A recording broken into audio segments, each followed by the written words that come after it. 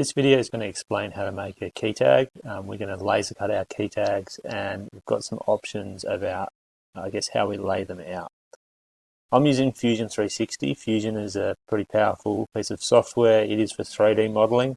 I could use Illustrator, so I've done a really quick mock-up of Illustrator. In Illustrator, the red lines would be the cut lines and the black would be the engraved. Today we'll look at Fusion just because we know that we've got a license for Fusion. The first thing I'm going to do is I'm going to have a look at Google, and I'm going to have a look at some different key tags that have been laser cut. So it's good to have a scroll through and have a look through them. I've copied in a little folio here some existing product research. So here's some key tags.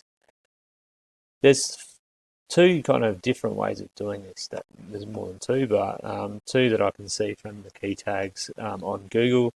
One is a cut tag. So we can see there's a cut line the whole way around, and then the holes been cut out, and the rest of the dark kind of timber here is engraved. So same with this. So anything that's black here has been engraved, and the outlines have been cut.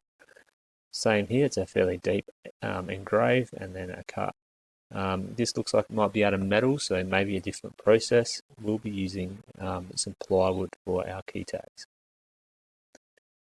These key tags have been mainly just cut, so you can see where the name is. The letters have fallen out clear, and the outline's been cut.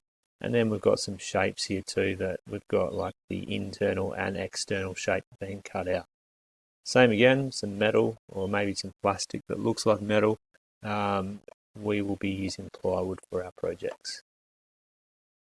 So let's get into modeling these projects.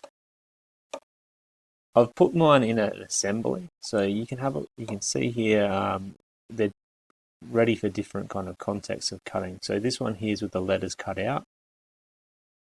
The second one would be for an engraving, so I've only cut in about 1 millimeter. We'll have to do some preparation in Ruby, our Trotec software, to get that to recognize as a cut. Sorry, an engraved, not a cut.